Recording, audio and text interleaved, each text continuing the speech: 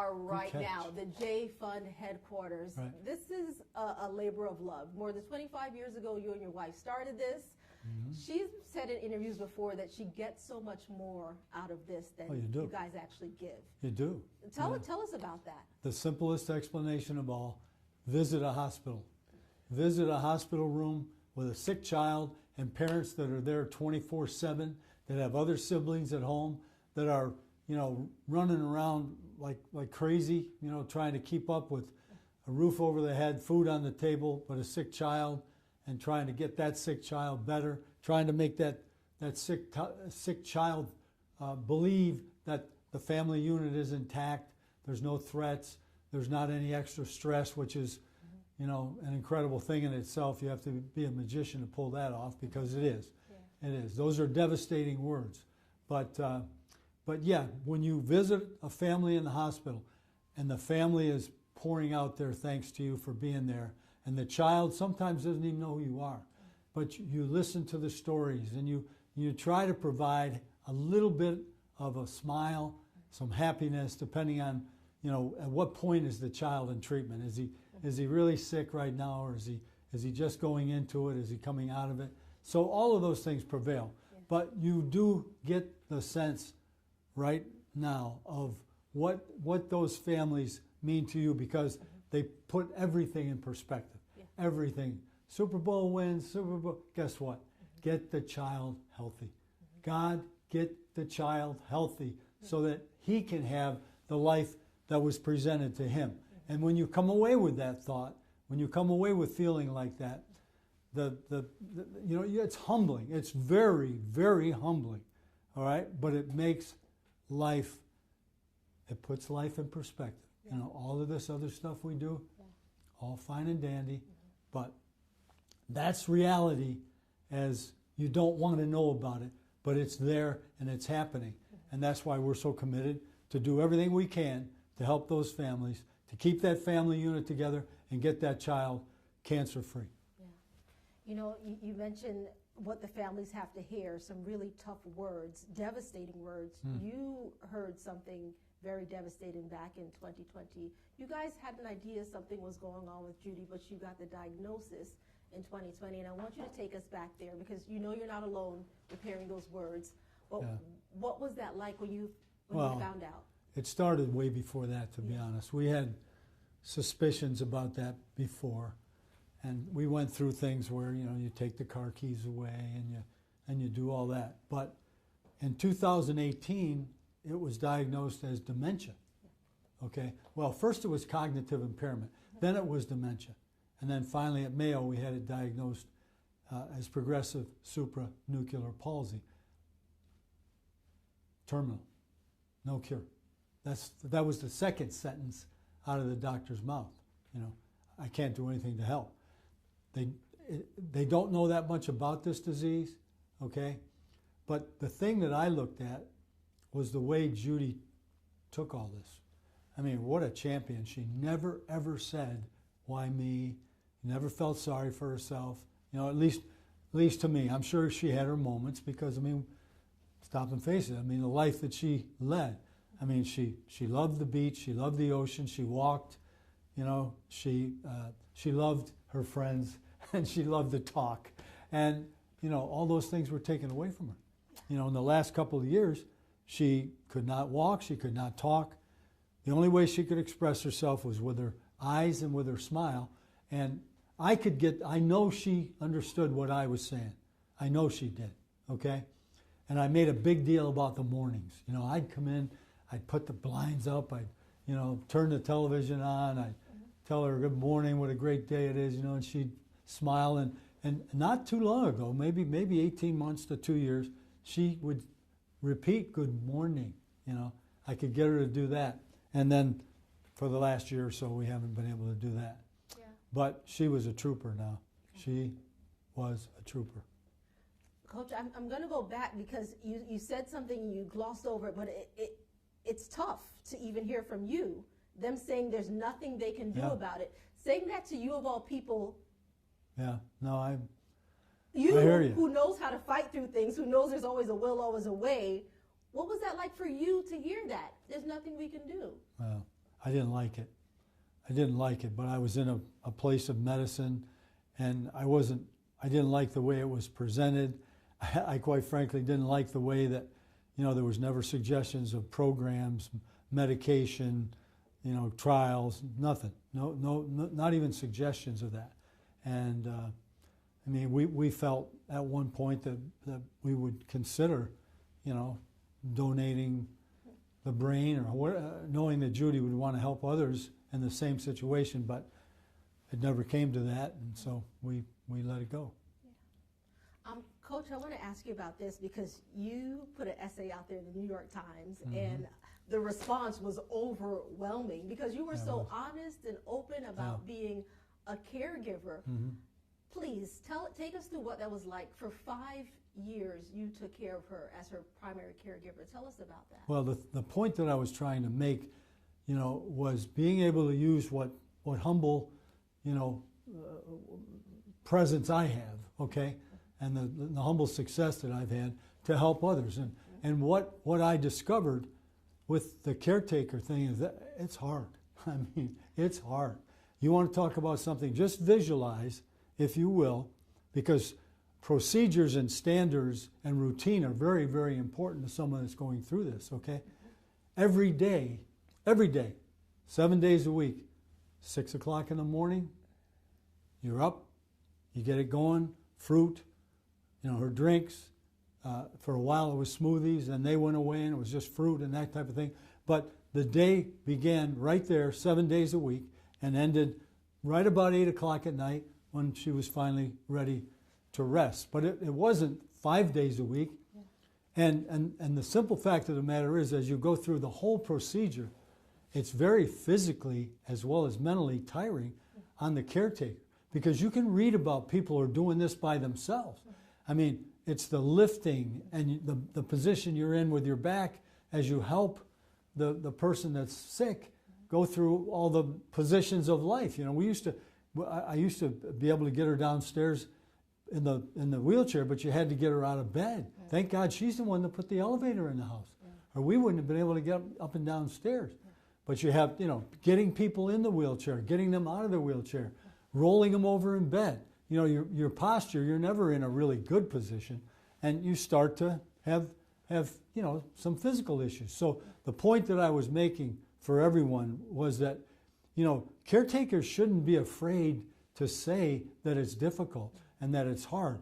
And the only thing that really matters is people have to come to the aid of the caregiver, because if you don't keep the caregiver healthy, then what's going to happen to the patient, especially when it's the primary person. And I was able, because of means, to be able to have other caregivers with me, and I had 3 great ones, to be honest with you, just wonderful people devoted to Judy. They loved Judy, and you could tell. But without them, even under that circumstance, most of the chores take 2. The moving around in bed, the maneuverability, the cleaning, all of the things that go with taking care of someone who is sick. We did not have, we had some small bed sore issues, but not great, and we cleaned them up immediately, and she never went through anything like that. And that's because of the caregivers. That's because of the people that worked with her on a daily basis. But they would go home at night. The main caregiver doesn't, and I promised her when this was first diagnosed, I said to her, look, I don't want you to be scared. I don't want you to be afraid. You're not. You're in your own home. You're in your own bed. You're surrounded by people that love you, okay? And you're not going to leave here. And we were able to stay true to that. She never had to leave her own home because of this illness, to have to go for any length of time in the hospital. And what was her response to that when you said you're never going to be She alone? just looked. She just looked. Yeah. She would look. She wouldn't. But you usually. She but see, the part of the disease for her, which was first telling, was that she could listen to the conversation or the question, but she couldn't put it together to respond. Those were the early on symptoms. because she was a spontaneous communicator, always in the middle of the conversation, always, right with her friends or however it went, and she started to not be able to get it out, and that was devastating for her, devastating. Coach, let me ask you this, because there's so many other people going through similar Absolutely. situations in different aspects of this, even watching their loved ones go through dementia or similar to Any disease. It's extremely difficult. I'm going to ask you to speak to someone going through that right now. What do you tell them? How do you encourage them to keep on going? What I tell them is to take care of themselves. Don't be afraid to say how difficult it is, and don't be afraid to ask for help. I was fortunate. 2 of my kids and their spouses and my grandchildren, 2 of them are right here in town. 2 others were in New Jersey, okay? But they were always coming. And that was a great thing for me, because I would go, say, a month of 7 days a week, 6 to 8, and I would go downstairs after Judy would go to sleep, and I would sit in the media room, and I was like a vegetable. I just sat there. TV would be on, but I wasn't doing anything except just sitting there. I was tired, I was exhausted, that kind of thing. And when they would give me a break, it might be a Sunday afternoon, right? Go ahead, Dad, go hit golf balls, or take a ride, go somewhere, or occasionally, very occasionally, but I would go spend the night in a hotel, and that in itself, where you might sleep 12 or 16 hours, you get room service, you watch a movie you want to watch from start to conclusion, you take a good bottle of wine with you, that kind of stuff. Yeah, I do.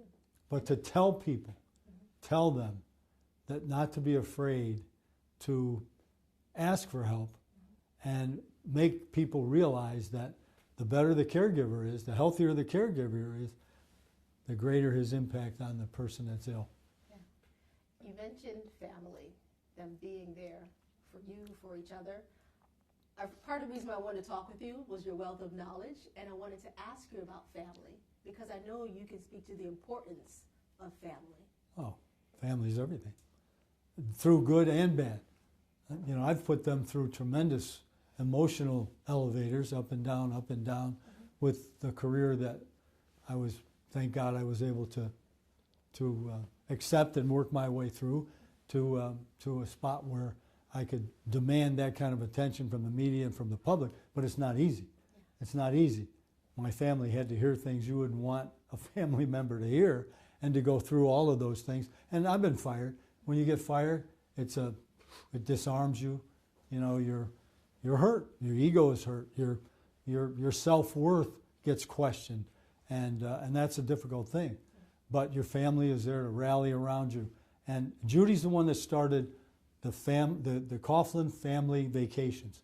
Every summer, you had to have, there were certain, a few days, the 6th of July when Judy was running them, right after the 4th of July to 6, 7, 8 days, that was our time. Everybody had to clear the deck for that, and what we did is they rotated around. Our 4 children would rotate, picking a spot to go for these vacations. Judy would have one of the rotations as well.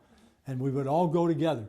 And for 5, 6 days, it would be morning, noon, and night, just family, ate all the meals together, spent all the time together, fished together, swam together, whatever might take place because of where we were, bike riding and, roller skating, whatever it might be, it was all done together. And that's what Judy wanted. She wanted everybody to be together and to enjoy each other together, and she went way out of her way, and there was only one rule: don't ever let Dad know how much this stuff costs. And she was very good at that too. I never knew. If I knew, that would have probably been the end of the vacations. Are you a little frugal? Why would you say that? Yeah, right. You are? I still got my first pair of socks. Yeah. Your daughter on the way out. That's pretty boy. funny. Oh, Judy has been described as an angel on earth. I've heard other people's reasons for that. What's yours? Because I'm sure you would agree. She was kind. She was kind. She made everybody feel like they were the most important person in the room. That was her deal. And it didn't matter who you were. She gave everybody a Christmas present at the stadiums. the people in the parking lot got a Christmas gift from her. You know, certainly the people in the box got gifts, but she was she loved people. Everybody was her friend. It didn't make any difference who you were. You know, you could be the cleaning people coming in once a week and that she befriended, or people at the grocery store, the checkout counter, knew her by name. You know, but she was kind. She was considerate. She would never ever be pushed to leave someone if she wasn't through with the conversation with that person. I'd be over there going, let's go, let's hit the road. And she would, no, she wasn't moving until she got finished with her conversation and she felt that, you know, she could leave. But she was a great people person, and she made everybody feel like they were important. And it could be, you know, the owner of the Jacksonville Jaguars or the New York Giants, and it could be somebody working at the stadium. Yeah. You know, when she passed away, we got a lot of things from viewers, you know, messages, emails. Really? And I'm thinking to myself, I've never met her, Mm-hmm. but if she's impacted people like this and they're hurt and sad about it, imagine Coach, what he's going through.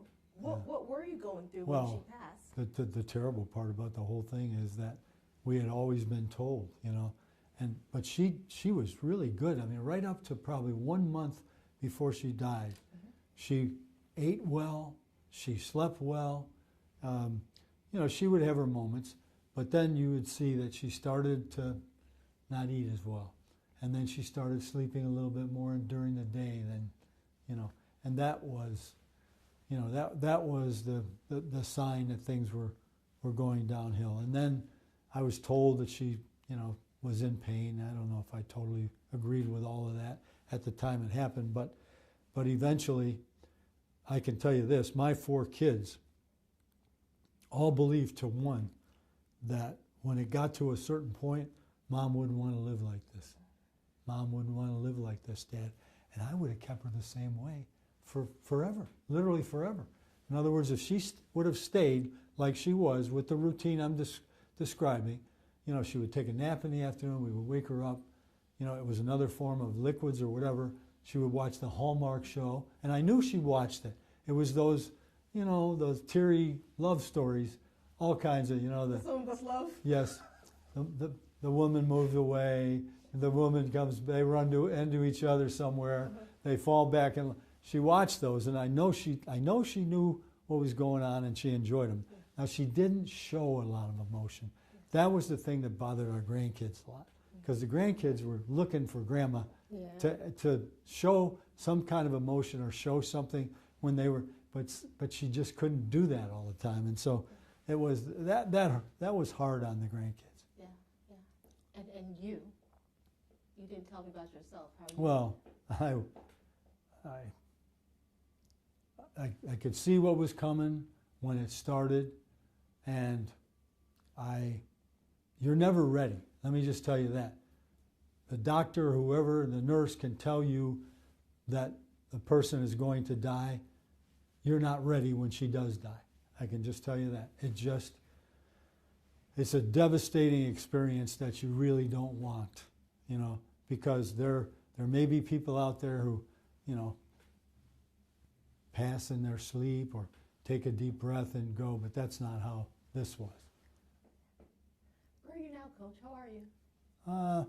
I'm okay. I'm still not, I still don't have that routine, you know, and I don't know that I want it to be something like I did, you know, for all those years. I was a head coach in the NFL for 22 years, you know, and those are 7 days a week, 7 months a year, you know, schedule during the season, and then all that goes on afterwards, drafts and all that stuff. So but I'd like to stay a little bit in it, a little bit involved in it, maybe. You know, and who knows? I mean, maybe another book along the line here at some point. Yeah, I don't know. I have a bunch of grandkids that I love watching compete, so I want to do that. How many is it, 11? 12. 12. 12. Wow. Yeah, 12. Wow. How old's the youngest? The youngest just turned 7. The oldest, I have 2 freshmen in college. Yeah. We have 2 freshmen in college. Yeah. one at Michigan, one at Tufts. That's awesome. Great so you're school. busy then, I'm sure. You're going Great to be school. following them around. Well, you know, it's funny though. I'm by myself at the house. Yeah. So. Are you really though? Don't people come harass you all the time? Not so much? Not so much. Okay. You're probably Not the so kind. They're scared of you. That's what. Sometimes it works in your favor. I want to talk about that though, people being scared of you. So you are known as a tough coach. Everyone knows that. But I was watching an interview with you and Michael Strahan, and I couldn't stop laughing. I almost cried. I was laughing so much. So someone said something like, Coach Coughlin, he says, Coughlin, we hated him. Those were his exact words. He hated me. He didn't even do the we. He did, I hate, someone used a phrase, and it was less than that. And he looked at him and said, no, it wasn't that. I hated him. I hated the guy. You know, all the buildup, all the media and how they tag you. That was how it was before. Of course, players are all they're on the same page, so some of that came too. But Michael, I mean, the greatest, I could tell you this right now, the greatest gift he ever gave me is his watch is 10 minutes ahead. Not 5, 10. You know, my deal is 5 minutes, his is 10. And he got it. He got it. He got all the stuff that I've been hammering and preaching and team and so on and so forth. And the way he says it, okay, I've got all the individual, you know, acclamation you can have. I've been all pro 4 times. I broke the sack record in the NFL. I've been to the Pro Bowl X amount of times. I haven't won a Super Bowl yet. And he comes back in 07. He was on the fence, you know. He was on the fence. He comes back in 07. How do his teammates think about him? He walks in the door. We elect captains. He's elected captain unanimously. Yeah, that's the impact that the guy had. He's the greatest he's the greatest natural leader I've ever been around. Yeah, no, he's just got it. You know, he's charismatic. He's obviously a tremendous communicator. He dishes it out, but he can take it. Yeah. That's the thing I like about that guy. You know, you peek in the defensive line room is a whole different room now. I mean, those characters are in there, and it's the loudest room in the building. Okay, they're yelling at each other, they find each other, they bust each other's chops. One day I opened the door, I looked in, they had drawn on the board a big piece of face with a big gap tooth. It was Strahan. They drew a big picture of Strahan on the board with the teeth. You know, of course, that's his trademark. I mean, he's not going to change that. Yeah, it works. It's fine. I'm not here to talk about Strahan. I'm talking about you. So you get me sidetracked. You being a tough guy, but the players say in the end they learn from it. Former athlete myself, track coach. I've had team track runner. I've had some really tough coaches, but there are a lot of lessons I've learned from them. But you in particular, are there any regrets that you have for being so tough with any of your players? No, not really. I think the one thing that Michael helped me with this was I had a player development person with the Giants. His name was Charles Way. He was a Virginia grad. He played for the Giants. He was the person that, you know, really was responsible for player development. He told me one time, he said, Coach, let them see you as you are with your grandkids. And then the thing that comes up from Michael was the caring part. Let them see you. I always cared about him. Okay? I didn't let him see it much. And then I started to let him see it, you know.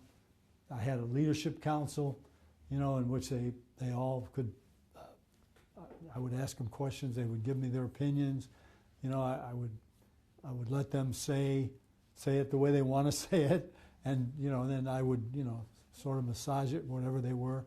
I would ask them to carry forth information from me to their teammates, you know, and they did a great job of that. But we went through a lot that year, 2007 and 2008. And, you know, during the course of that, we became closer and closer together. And what Michael says I did for them is I made them believe. I made them believe they could be world champions. Oh my God, the 18-0 New England Patriots, you know. You did it. I made them believe. Do you believe in our current Jags team? Because something special is going on right now that I haven't seen before, but I'm going to ask you about that.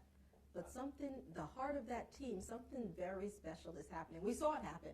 And obviously, we have great hopes for next year, but what are you seeing right now? That's what I see. Doug Peterson did a great job. Hands down. Okay. Can you imagine somebody at 3-7 saying, I have a vision. I see us playing the Tennessee Titans on week 17, or now it's what, week 18, for the divisional title. What are you, crazy? You're 3-7. You look like a bunch of, you know. He had the audacity to say that. But you know what's returned? They do believe in each other, okay? Fourth quarter wins, never say die. Now that's been missing around here for a long, long time. Never say die.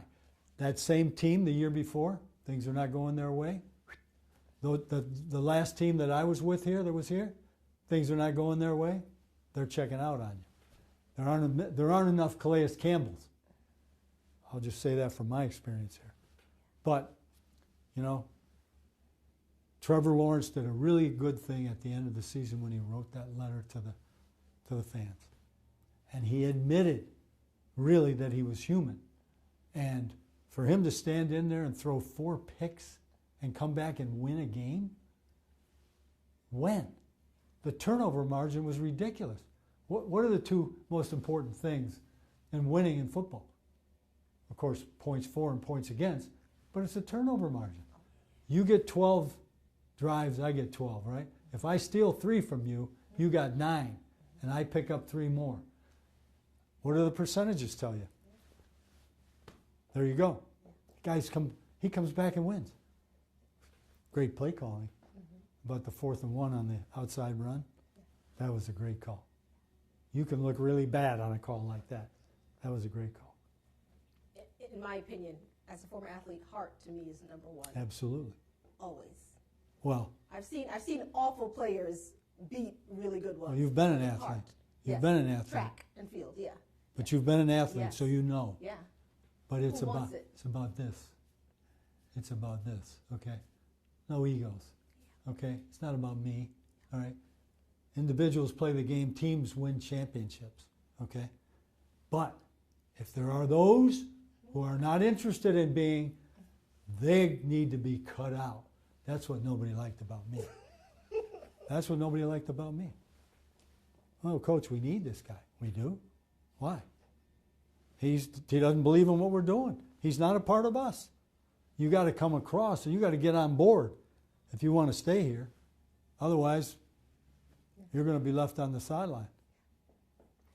I want to talk about a giant win now because that book, you talk about Super Bowl 42. We were talking about earlier about no one believing that you could make it, Right. that you could win. Right. No one thought that you were going to. Only us. Only We. But I love it that way, okay? Do you know Fox, just like this year's Super Bowl, Fox had the game, okay? All the way through the playoffs in 07-08, not one member of the genius Fox television group, you know, the pregame group, not one picked us to win any games. Tampa, nobody picked us to beat Tampa. Nobody picked us to beat Dallas. Dallas beat us twice during the regular season. Green Bay, nobody picked us to minus 27 degrees wind chill. Nobody picked us to beat Green Bay. We go up there. Eli and Plaxico Burress are playing catch. It's like there's 75 degrees. It's 27 below. I mean, nobody picked us to win the Super Bowl. Are you kidding me? 18-0, Tom Brady, Bill Belichick. Well, that's why they play the game. And that's the way you like it. That's the way I like it. Yeah. I like it. When you're all like this against the world, but it can't be phony. You can't have one or two that are, hey, you know, those kind of guys. You don't need those characters. You need to be one.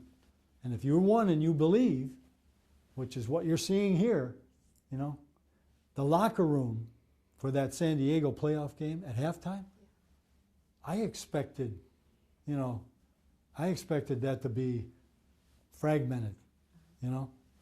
They came back as one, believing in the young quarterback and the coach. The coach is what, the coach, Everything that came and went in that season, he handled in a professional, teaching like, from my perspective. I mean, I wasn't in the locker room, but he was a teacher.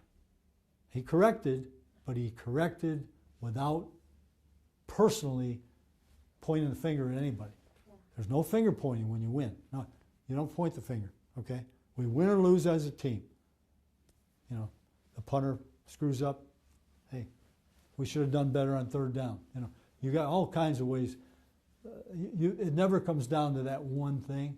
You know, why weren't we better against the run? You know, why didn't we have a better day throwing the football? Well, team. It's about team. How do you feel about next year? What are you seeing? You got a crystal ball? Give us some. With the Jaguars? Jaguars.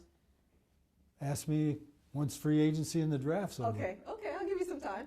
Yeah. I don't know Oh, how it's exciting now. There's Yeah. no doubt. No doubt. And I think you'll see the players come back. You know, that's the other thing that shows. The off-season program is voluntary. Okay? It's not voluntary when they're all for one. Because if you're going back, I'm going back, because we got to get in there and make sure that we're a better football team than we were the year before. You know, and you get the great thing about football, all right? It's hard. It's hard. Guess what? It has to be hard or it's not worthwhile. It's not worth it. If it isn't hard, it's not worth it. And this is hard. Yeah. This is a hard sport. Yeah. You know, oh, I don't feel good today. Guess what? Get your butt out there. Let's go. Practice. Coach, I don't really feel like, oh, you don't? Get your butt out there. Let's get ready to play. I heard you on something mic'd up. You knew the mic was on, but you were talking to the players just like that during an interview you were doing. I was cracking up about it. So you said your favorite cities, obviously Glendale, Arizona, Indianapolis. Yep. But let's talk about Jacksonville. How far up on the list is Jacksonville when it comes to your favorite cities? Just under there, because we didn't win it when I was here. First 5 years, we're in the AFC Championship game, 2 out of 5. Never been done. The greatest expansion team in the history of the National Football League is right in this town. People forget about that, you know. And we had players from all walks of life, and we had to quickly, you know, mesh into one. They hated me, you know. I was too tough. It was too hard. He's full of crap, you know. Blah, blah, blah, blah, blah. But at least they agreed on one thing. They didn't like me. And then it started to come together. And then it was like young kids and their parents, you know. Mom and dad are idiots when they're 12, but guess what? They're geniuses when you're 25. How'd that happen, you know? Coach, do you have any regrets about that time, during that time? Okay. Yeah, that we didn't win the Super Bowl. No, I'm talking about you being so tough on them. No, I don't, because you have to remember, these players were from all walks of life. Yeah. I mean, we started out, we signed we called it the first 10, signed in December of 1994, okay? And the community went crazy. You'd have thought we had the ticker tape parade in New York, the Canyon of Heroes parade, 10 guys off the street. But we had street free agents, we had college free agents, we had the draft, we had the expansion draft.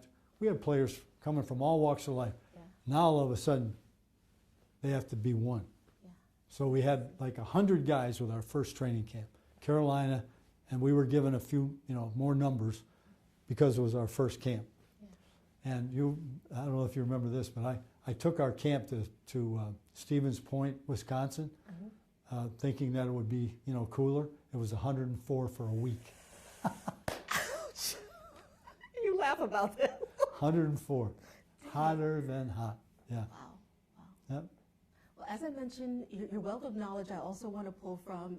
You adore Judy. We all know that. We all saw that. Words of wisdom when it comes to younger married folks. How do we keep it going, stay happy for all those years? I would ask her in later years if she would do it all over again. She would look at me and smile. She wasn't going to commit. She was not going to commit. Because you have to realize a coach's wife, she does everything, and Judy did everything. She paid all the bills, okay? She raised the kids. Anything that happened that had to be taken care of, she had to take care of it because the coach is never around, you know? And when you do come around, I remember the first couple of times after the season, I'd come in and sit down and I'd be I wanted to take charge, and she'd look at me like, who do you think you are? Yeah, you're just coming in here now and you're going to think you're taking over? You know, this is my territory. So you learn that fast too. But yeah, she So she did have a tough side then. She was a tough. Oh yeah, oh yeah. Well, I always say it this way. You know, you try to raise, and that might not be the best word, but you try to help your wife become more independent, and then when she gets independent, you're not crazy about it. You know, that's just the way it is. I mean, she could make and she did. She made all kinds of decisions on her own. Yeah. She wouldn't even ask me half of them after, you know, we were married for 55 years. Yeah. Coach, anything at all you want to add or mention, or you want the people of Jacksonville to know? I think that the fans in Jacksonville have been ignited by this team this year, and I can only say that I hope it continues, and that we rally as a city around this team and show them, okay, that when the opponent comes in here, it's a tough place to play. You're going to have to beat all of us in addition to those 11 on the field.